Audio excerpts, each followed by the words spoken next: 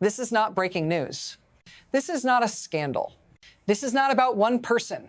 This is about something quieter, something procedural, something that only becomes visible when it's already too late.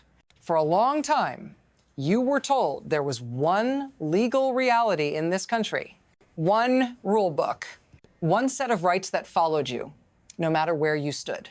That assumption just cracked. Not loudly, not ceremonially, but in a way that changes how power actually moves and who feels it first. Because when the rules stop applying everywhere at once, they don't disappear. They fragment. They localize.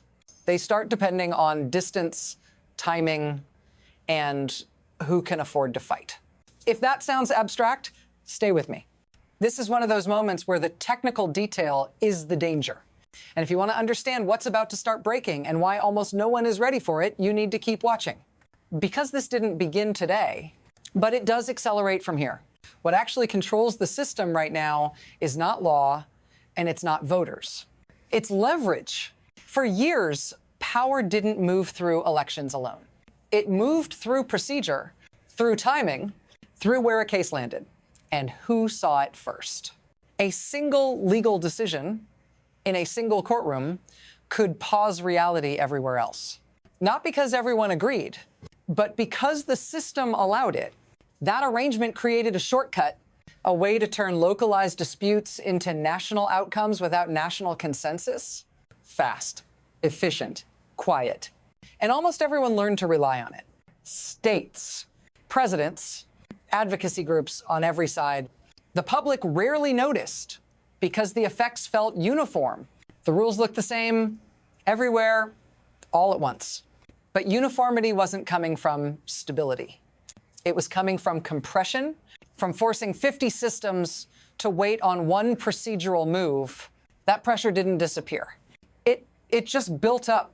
And now the mechanism that held it together is no longer doing that job, which means power doesn't vanish next. It redistributes. And the way it redistributes is where this gets dangerous. The most dangerous changes don't announce themselves. They arrive slowly, procedurally, as adjustments that feel reasonable in isolation. There was a time when legal outcomes spread gradually, case by case, circuit by circuit, messy, uneven, but visible. Then something shifted. Instead of persuasion, there was suspension. Instead of time, there was pause. Instead of argument, there was freeze. Entire policies stopped moving, not because they were resolved, but because they were held indefinitely, everywhere. Over time, that became normal. The question stopped being, is this law constitutional? And became, can this law survive the weight? That's a very different system. In the old version, stability came from process. In the new one, stability came from stalling. And when stalling becomes the foundation, removing it doesn't restore balance. It releases pressure. What you're seeing now isn't chaos yet. It's exposure. Because once the pause is gone, everything that was quietly deferred starts moving again, all at once, in different directions. And the first cracks don't show up in theory. They show up in real-world collisions. That's where we're headed next. Then the shock hit, not as a speech, not as a press conference, but as an emergency ruling released quietly, late, with immediate force. By a narrow margin, the highest court in the country signaled that a practice used for decades would no longer function the way everyone assumed it did. Single judges, single districts, suddenly limited. Orders that once stopped laws everywhere now stop them only somewhere. Sometimes a few counties, sometimes a single state, sometimes just the people named on the page. Within hours, the response was frantic. States rushed filings back into active cases they thought were frozen. Federal agencies scrambled to figure out which rules were back on and where. Governors announced enforcement plans that had been impossible the day before. Nothing had been legislated, nothing had been voted on. And yet, the legal map changed overnight. If you're trying to track this, this is the moment to stay locked in.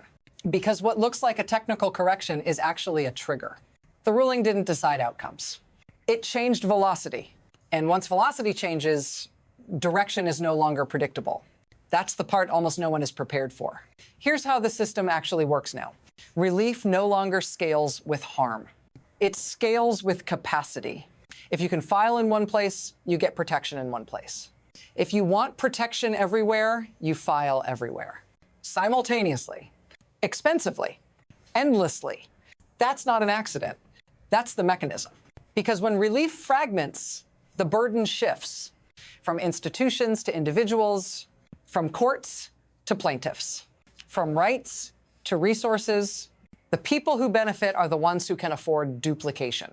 Multiple filings, multiple appeals, multiple timelines. The damage doesn't disappear. It's absorbed quietly by everyone else, by people who can't chase relief across jurisdictions, by communities that live inside the gap between enforcement and protection, by systems that were never designed to operate in parallel realities. What looks like judicial restraint on paper functions like cost escalation in practice. And cost is not neutral. Cost filters outcomes before a judge ever sees them. Cost determines which harms get addressed and which ones linger. This is no longer about who's right. It's about who can last. And that dynamic doesn't stabilize. It compounds, which is why the next phase doesn't arrive slowly. It accelerates, then the system starts moving again. Not evenly, not carefully, but all at once. Rules turn back on in some places. They stay frozen in others. No announcement, no countdown. Immigration enforcement shifts by district. Firearm regulations snap back by state line. Healthcare access changes depending on where an order still holds. You don't get a warning. You find out when enforcement resumes. Election rules fragment next. One county prepares for one standard. The next county prepares for another. Same state, same election, different rules. Administrators guess. Lawyers scramble. Everyone assumes someone else has clarity. No one does. Businesses pause expansion. Agencies delay guidance. People wait for courts to clarify, but clarification now takes time, filings, and money. And while the paperwork catches up, reality doesn't stop. This is what acceleration looks like. Not collapse, overlap, multiple legal realities running at the same time, in the same country, under the same constitution. That's not sustainable, but it doesn't break immediately. First, it strains, and strain always shows up somewhere human. This is where it reaches you. Not as theory, not as doctrine, but as friction in your day. You wake up assuming the rules are the same as yesterday. They aren't. You cross a state line for work or healthcare or family. And the protection you thought followed you doesn't, a policy that was blocked where you live is enforced where you stand. A right you assumed was settled now depends on whether your name is on a lawsuit you've never seen. You don't get a briefing. You get consequences. And if you want relief, the burden is on you. To file, to wait, to pay, to hope your case lands in the right place at the right time. Most people can't do that. They adjust instead. They avoid, they comply. That's how systems change behavior without passing a single new law. If this feels unsettling, it should. Because this isn't about ideology, it's about predictability. And when predictability disappears, power doesn't vanish. It concentrates elsewhere. Stay with me. Because once this stops being personal, it becomes global. Once fragmentation starts, it doesn't stay local. Other systems are watching. When rules no longer apply uniformly inside one of the world's largest economies, coordination breaks first. Then confidence. Companies operating across borders hesitate. Regulators hesitate. Markets price in uncertainty, not clarity. Environmental standards shift by jurisdiction. Financial oversight varies by circuit. Data protections apply in some places, not others. From the outside, It looks less like federalism and more like volatility. Allies used to dealing with one regulatory partner now face many agreements slow. Enforcement weakens. And inside the system, the feedback loop tightens. States respond to inconsistency by asserting more control. Federal agencies respond by narrowing guidance. Courts respond by waiting for direction that may never come. What held the system together before was the assumption that fragmentation would be temporary. Now it's procedural. And once other countries adjust to that reality, reversal becomes harder. Because systems don't wait for clarity. They route around it, which leaves one unresolved question. If coherence isn't restored, what exactly comes next? From here, the system has three possible trajectories.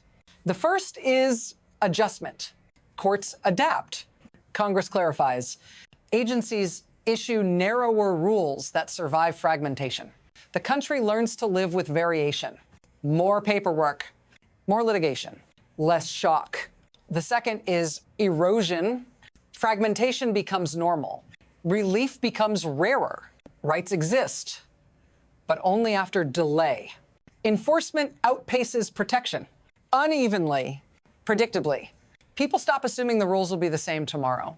They plan around uncertainty instead. The third path is rupture. Conflicts between jurisdictions harden. Election disputes escalate without uniform standards. Enforcement gaps widen into legitimacy crises. At that point, courts aren't resolving disputes. They're reacting to breakdowns. None of these paths are theoretical. All three are already visible in pieces. What matters now isn't which one sounds best. It's which one accelerates fastest. Because once acceleration picks a direction, correction becomes expensive. Politically, legally, socially.